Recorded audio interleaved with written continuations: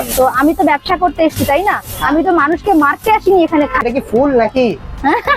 তাহলে? সুন্দর না, ফুলের ঝুড়ির মতো। একদম। দেখো ছেটালে না ব্যাপারটা একটু থিন হয়, ঠিক আছে, খেতে একটু ক্রিস্পি লাগে, ভালো কেউ আবার যদি বলে এটা হাত ধোয়া জল না, তো তাহলে কি করবো দিদি?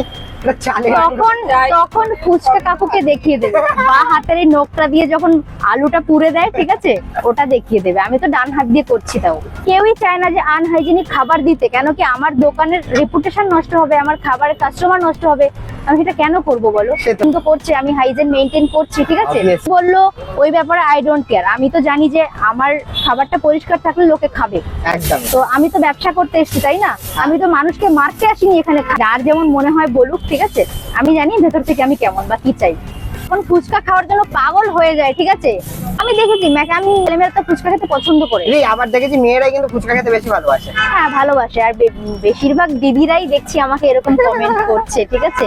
তো সেই দিদিদের উপলক্ষে বলতে চাই যে দেখো, বুঝে শুনে বা জেনে শুনে খারাপ খাবার খাওয়াবো না।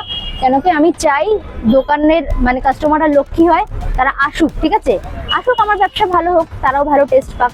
আমি বেকার কেন আনহাইজেনিক জিনিস খাওয়াবো? সেটাই। রুটিটা হতে কতক্ষণ টাইম লাগে? 30 থেকে 40 সেকেন্ড মতো লাগে, হয়ে এসছে। মানে 5 লোক প্লাস ডাল রেডি। রেডি, দেখো দুটোই রেডি আমার।